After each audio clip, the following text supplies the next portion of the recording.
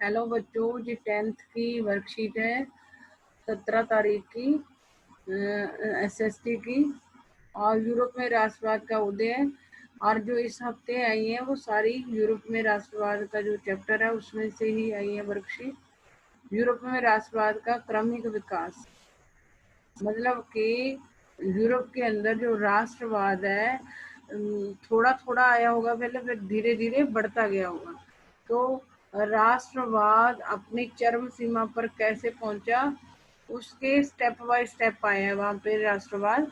तो पहले शुरुआत कहाँ से हुई राष्ट्रवाद की, वो आपको पता है।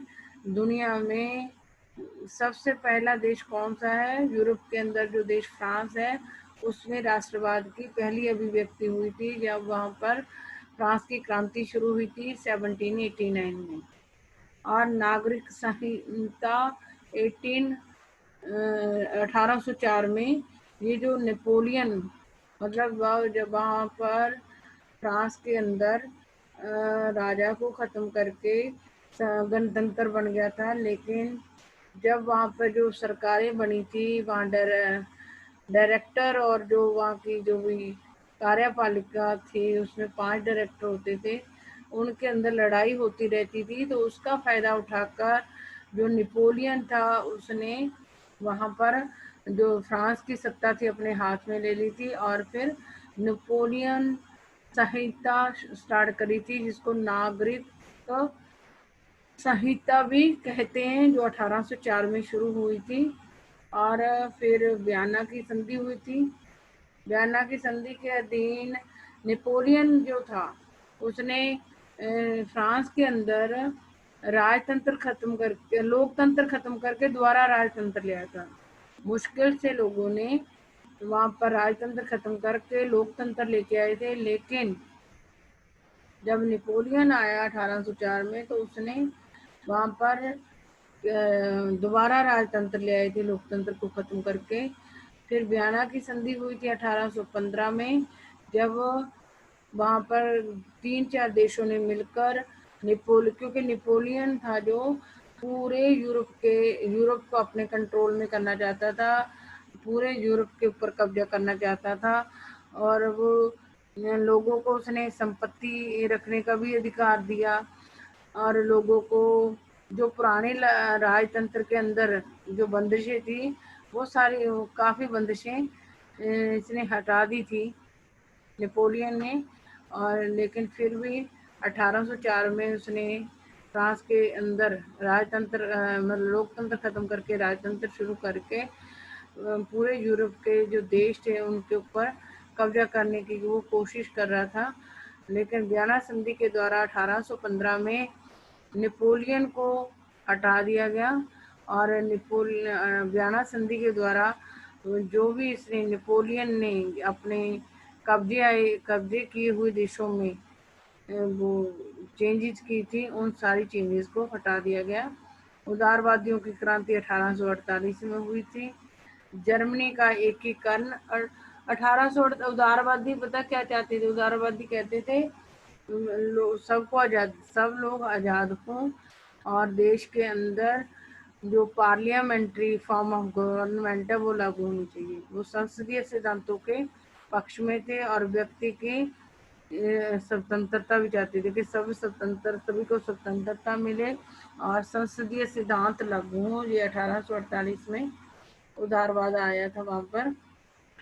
जर्मनी का एकीकरण, और 1866 से लेके 1871 तक जर्मनी लोगों ने जिस एरिया में जर्मन भाषा, जिन जिन एरियाज में, क्षेत्रों में जर्मन भाषा बोल ली जाती थी, उन सारे क्षेत्रों को इकट्ठा करके जर्मनी को राष्ट्र राज्य बनाया था। इटली का एकीकरण, ये सारी डेट्स वन वर्ड में भी क्वेश्चन आ सकते हैं, बुक के अंदर भी है, और उसका एक छोटा सा हिस्सा लेकर वर्कशीट के द्वारा आपको अच्छी तरीके से समझाने की कोशिश की गई है। ऐसे ही इटालियन भाषा बोलने वाले जो एरियाज थे उनको इकट्ठा करके 1859 से लेके 1871 तक वो सारे क्षेत्र जहाँ पे इटालियन भाषा बोली जाती थी उनको इकट्ठा करके इटली इटली राष्ट्र राज्य बना दिया गया। और फ्रांसीसी क्रांति के आरंभ से ही फ्रांसीसी क्रांतिकारियों ने ऐसे अनेक कदम उठाए जिनसे फ्रांसीसी लोगों में एक सामूहिक पहचान की भावना पैदा हो सकती थी। फ्रांसीसी क्रांति के आरंभ से ही, जब फ्रांसीसी क्रांति 1879 में हुई थी, उसी समय जो फ्रांस के लोग जो क्रांति कर रहे थे, मध्य वर्गीय लोग ने ऐसे अनेक कदम उठाए थे जिनसे फ्रांसीसी लोगों में एक सामूहिक पहचान, राष्ट्रवाद की भावना पैदा हुई। वहाँ के जो क्रांतिकारी थे जिन्होंने क्रांति शुरू करी थी फ्रांस में, वो कोशिश कर रहे थे कि फ्रांस के लोगों में एक साझा पहचान पैदा हो और लोगों के अंदर राष्ट्रवाद की भावना जगे। बाद में नेपोलियन ने प्रशासनिक क्षेत्र में क्रांतिकारी सुधारों को प्रारंभ किया। मतलब जब 1804 में जब नेपोलियन आया तो उसने अपने सुधार लागू कर दिए। जो लोगों ने, पुराने लोग क्रांतिकारियों ने लोकतंत्र बनाया था, राजा को खत्म करके, उसको नेपोलियन ने दोबारा से लोकतंत्र खत्म करके दोबारा राजतंत्र ले आया था और अपने सुधार लागू कर दिए थे। 1804 की नागरिक संहिता को ही नेपोलियन संहिता, जो जो चेंजेस उन्होंने नेपोलियन ने करी स्टार्ट, उन्हीं को ही नागरिक संहिता या नेपोलियन संहिता के नाम से भी जाना जाता है। इसके अलावा यूरोप में 19वीं सदी के शुरुआती दशकों में राष्ट्रीय एकता से संबंधित विचार उदारवाद से जुड़े हुए थे। और इसके अलावा यूरोप में 19वीं सदी के शुरुआती दशकों में, यानी कि 1810-15, जब ये नेपोलियन को हटाया गया, क्योंकि जब नेपोलियन को हटाया गया, जिन देशों ने इसका विरोध किया था, नेपोलियन को ख़त्म किया था 1815 में, उसने सारे देशों को उनसे छुड़वा दिया था। जो नेपोलियन के गुलाम बन गए थे जो देश, उनको स्वतंत्रता दिलवा दी थी। तो 19वीं सदी के शुरुआती दशकों में राष्ट्रीय एकता से संबंधित विचार उदारवाद से करीब से जुड़े हुए थे, क्योंकि जो वो उदारवाद है, उदारवाद के बाद ही लोगों ने राष्ट्र राज्य बनाने और अपने देशों से प्यार की भावना जगी थी। उदारवाद क्या कहता था? सभी लोग आज़ाद होने चाहिए और सभी देशों के अंदर संसदीय सिद्धांत लागू होने चाहिए। और ये क्या है? फ्रांसीसी क्रांति एवं राष्ट्रवाद, संविधान आधारित शासन। फ्रांसीसी क्रांति एवं राष्ट्रवाद कैसे आया? तो पहले क्या था? राजा की जो शक्तियां थी अनंत थी और जैसे चाहे राजा कर सकता था। कोई राजा के ऊपर एक्शन नहीं हो सकता था, राजा को कोई सजा नहीं मिलती थी, उल्टा राजा लोगों को तंग करता था। लेकिन जब वहाँ पर राष्ट्रवाद आया, फ्रांसीसी क्रांति हुई, तो वहाँ पर संविधान बनाकर राजा की शक्तियों को कम कर दिया गया। तो संविधान आधारित शासन शुरू कर दिया और वहाँ पर रूसो, मॉन्टेस्क्यू और जॉन लॉक जैसे जो दार्शनिक थे, उन्होंने समानता, स्वतंत्रता, बंधुत्व जैसे विचारों को फैलाया। नया फ्रांसीसी तिरंगा झंडा बना। जब वहाँ पे लोगों ने क्रांति करी तो संविधान भी बना दिया वहाँ का, राजा की शक्तियाँ कम कर दी और वहाँ का एक झंडा भी बनाया, फ्रांसीसी झंडा। और वहाँ पर पहले कोई भी कानून बनाने वाली संस्था नहीं थी, लेकिन जो फ्रांस में क्रांति करने वाले लोग थे, उन्होंने वहाँ पे कानून बनाने वाली संस्था बनाई, नेशनल असेंबली का गठन किया और आंतरिक आयात निर्यात शुल्क समाप्त। एवं पहले यूरोप के अंदर क्या होता था, जैसे एक जो भी देश होता था, छोटा सा देश होता था, जब प्रांत होता था, तो जब व्यक्ति एक प्रांत से निकलकर दूसरे प्रांत में जाता था, तो वहाँ पर जो नाप तोड़ के तरीके थे वो अलग अलग थे, जिसके कारण वहाँ पर लोगों को ज़्यादा सीमा शुल्क देना पड़ता था और आयात निर्यात करना मुश्किल था। एक एरिया से दूसरे एरिया में वस्तुएं भेजना और बेचना वहाँ के व्यापारियों के लिए मुश्किल था। आंतरिक आयात निर्यात शुल्क समाप्त। एवं माप तोल के, पहले सारे यूरोप के अंदर जो नाप तोल के तरीके थे, कपड़ा नापने के, वस्तुओं को तोलने के जो तरीके थे, थोड़े से क्षेत्र बाद ही बदल जाते थे।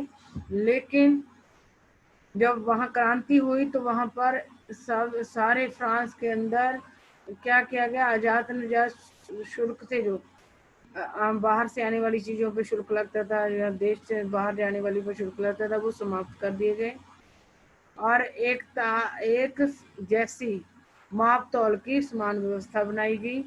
फ्रेंच को वहाँ की साझा भाषा बनाया गया, फ्रेंच को राष्ट्र की साझा भाषा बनाया गया। फ्रांसीसी क्रांति और राष्ट्रवाद क्या, वहाँ पे संविधान आधारित शासन बनाया गया। पहले राजा की अनगिनत शक्तियाँ थी, लेकिन अब संविधान के द्वारा राजा की शक्तियाँ कम कर दी गई और रूसो, मॉन्टेस्क्यू और जॉन लॉक जैसे जो दार्शनिक थे, उनके विचार पहले वहाँ पे रूस के अंदर समानता, स्वतंत्रता, बंधुत्व जैसे, और नया फ्रांसीसी झंडा बनाया गया। नेशनल असेंबली बनाई गई, जो अब देश के लिए कानून बनाने वाली संस्था बन गई थी। वहाँ पर आजाद निर्यात के ऊपर जो शुल्क लगता था वो हटा दिया गया और माप तोड़ के एक समान व्यवस्था बनाई गई। फ्रेंच को वहाँ की राष्ट्र साझा भाषा बनाया गया।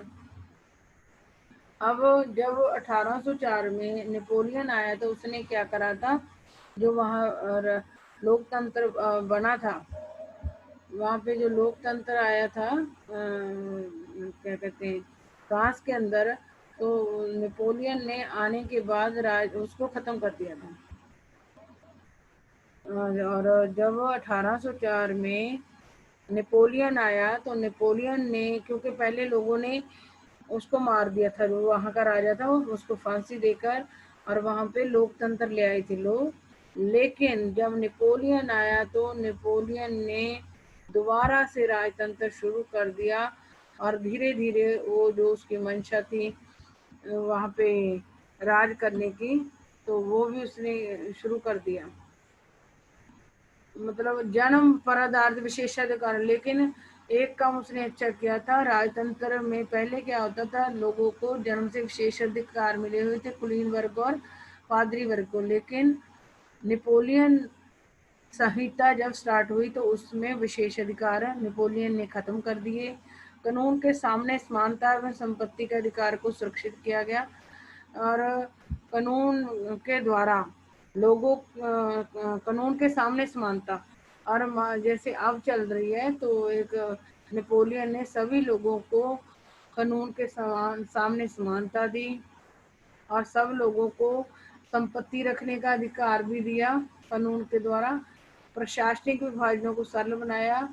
वहाँ पे जो बताया गया है कि यूरोप के अंदर जो नाप तोल के तरीके थे वो थोड़े से क्षेत्र बाद बदल जाते थे, जिसके कारण लोगों को व्यापार करने में दिक्कत आती थी।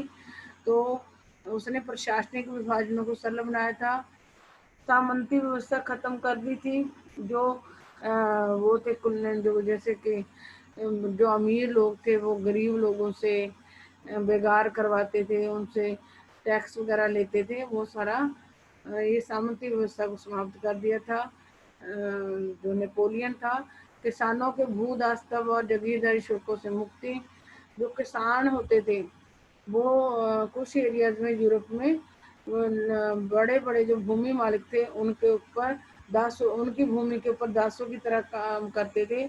लेकिन नेपोलियन ने भू दास्तव भी खत्म कर दिया था, जो जागीरदारी शुल्क भी खत्म कर दिए थे, क्योंकि जो छोटे जिनके पास किसानों के पास जमीन नहीं होती थी वो बड़े बड़े जागीरदारों के पास से मतलब गुलाम बनकर काम करते थे, या फिर जो उनकी ज़मीन पे खेती करते थे तो उनको काफ़ी शुल्क जागीरदार को देने पड़ते थे। लेकिन इसने ख़त्म कर दिए थे नेपोलियन ने। नागरिक संहिता, जो 1804 की नागरिक संहिता है वो नेपोलियन संहिता ही है, और शहरों में कारीगरों के श्रेणी संघों के नियंत्रण को हटा दिया था।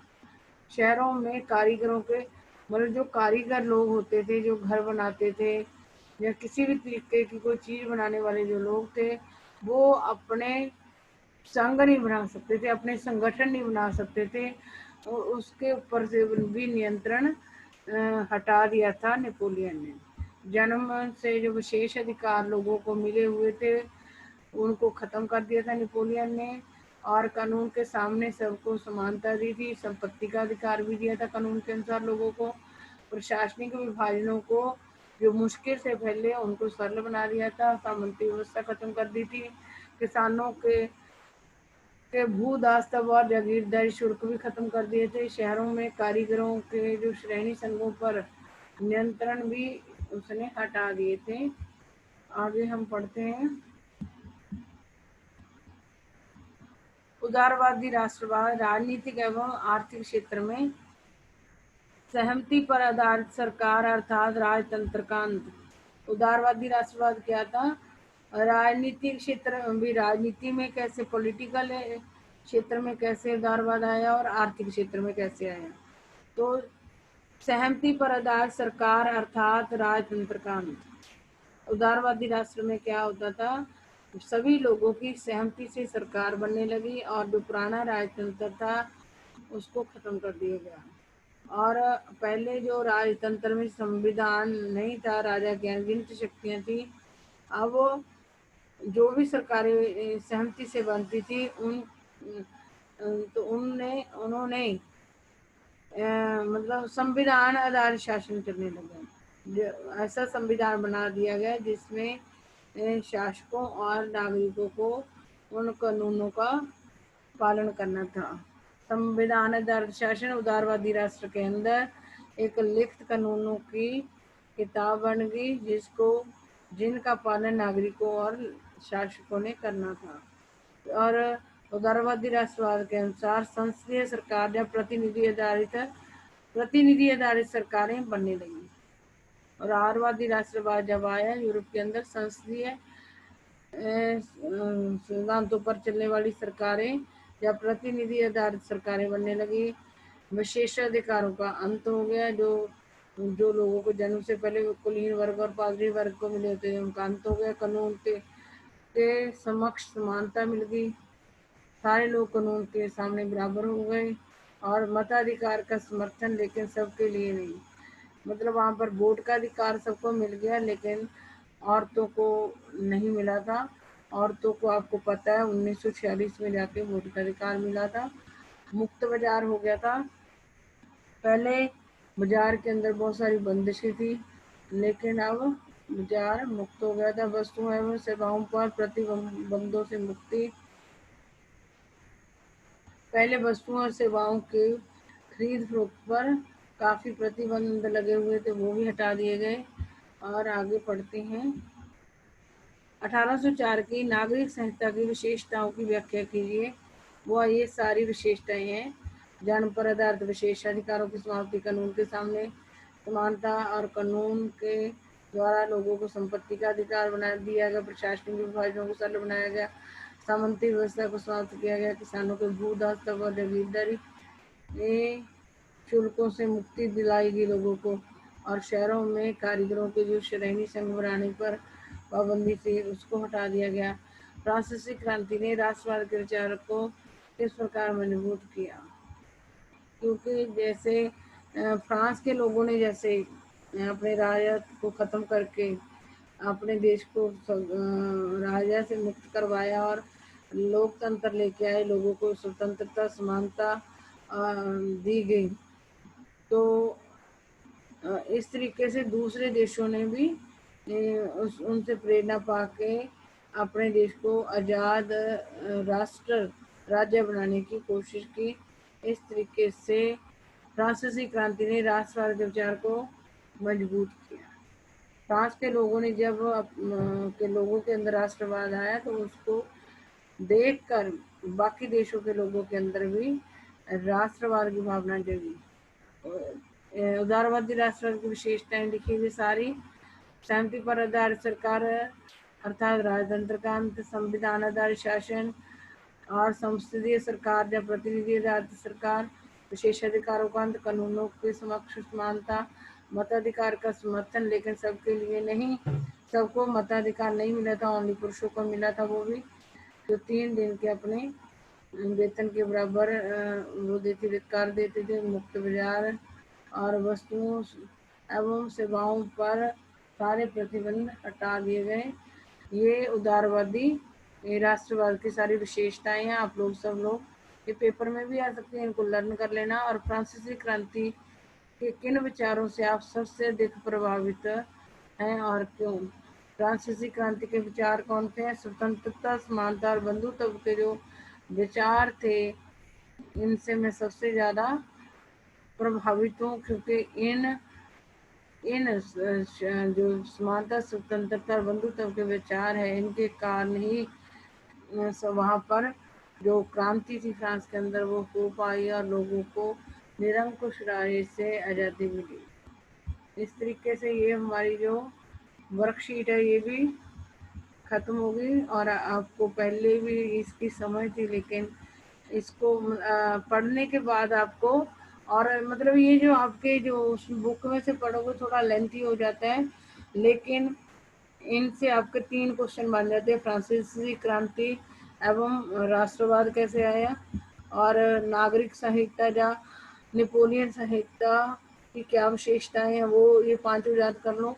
और उदारवादी राष्ट्रवाद की क्या विशेषताएं हैं, यहाँ पर कितनी दे रखी, 8 विशेषताएं अगर आ जाती है पेपर में, तो अगर ये लिख देते हो तो आपके पूरे मार्क्स इसमें से आ सकते। 3 को एक छोटी सी वर्कशीट में उन्होंने आपको 3 क्वेश्चन बता दिए।